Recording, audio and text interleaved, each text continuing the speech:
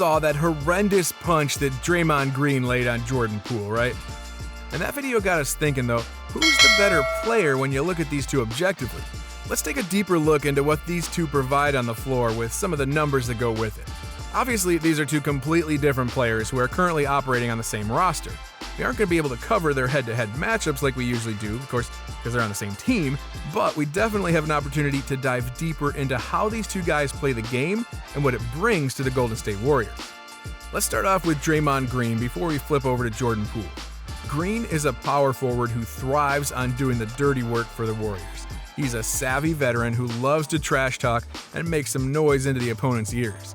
He's the type of player you absolutely can't stand playing against, but would love to have on your team. When it comes to his numbers, they're not incredible, though it's about what you would expect from a guy who plays a role which doesn't show up on the stat sheet with his hard screens and physical play.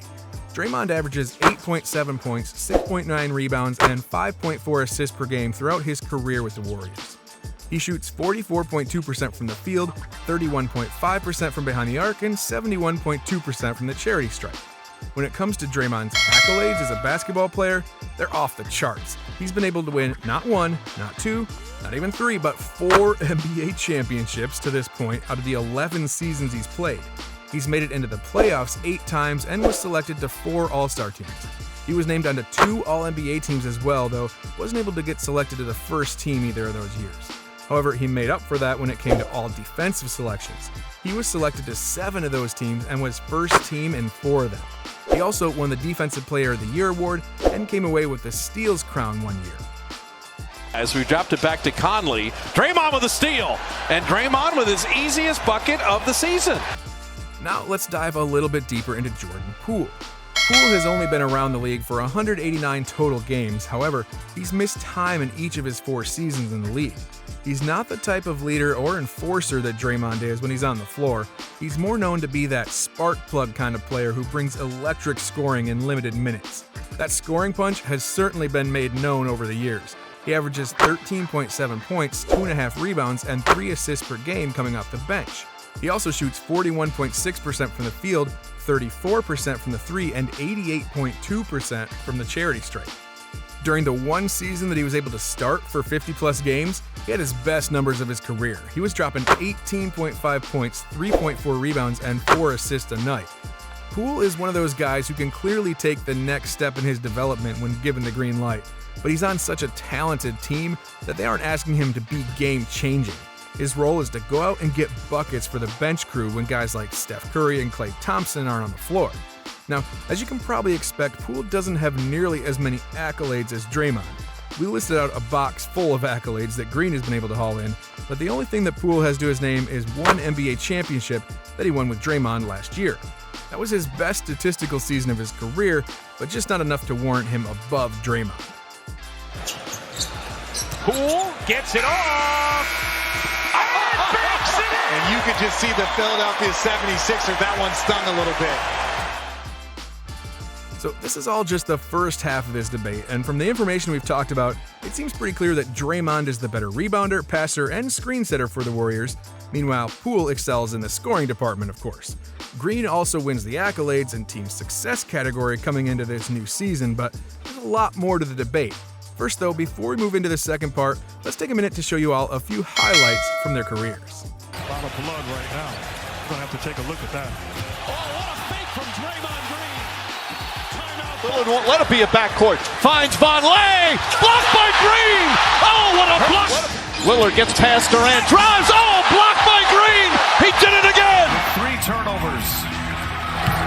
5-point game in the corner. Poole. Oh, man! Wiggins got 3 seconds to get a shot off. Wiggins to Poole. Poole gets it off in time. Oh, he banks it in! He banks Poole, it! they're going to look at it. That's closer than it appeared in live action, but it looks like he got it off in time. Another category we're going to look at here is defense. Draymond has been talked about as being a guy who can defend any position on the floor, and he's been able to do that for quite a long time. He averages 1.4 steals a game throughout his career, along with 1 block per game. To further put this stellar defense into perspective, Green put together a defensive rating of 102.6 a year ago. This isn't an outlier either, as Draymond has only passed 110 once in his entire career to this point, going under 100 in all but 3 of his seasons in the league. And by the way, for those who might not be aware, a player's defensive rating is better the lower it goes. So Green is and has been a stellar defensive player for the Warriors. Thinking about that starting 5. Oh, yeah, absolutely. Sorry, guys, I'm paying attention to this great defense on the block by Draymond. Look at that. Compare this to Jordan Poole's defensive numbers, and it's not much of a competition. Jordan is currently averaging 0.7 steals a game and 0.2 blocks per game throughout his career coming into the 2022 campaign. He's also only had 2 years with defensive ratings so far, one of which saw him sit at 116.7, and the following season saw him at 113.8, both of which were higher than the worst rating that Draymond has ever accumulated in a single season. It's not much of a stretch to say that Draymond is definitely the better defensive player than Jordan Poole right now. Now, when it comes to each player's impact on the court, we think we should dive into how the team performs when they aren't available to measure this. We'll start off with Green.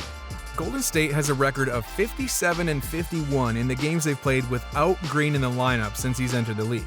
When you put Draymond back onto this roster, they drastically rise in success. That record skyrockets all the way up to 473 and 217 all time when Green is healthy and on the floor.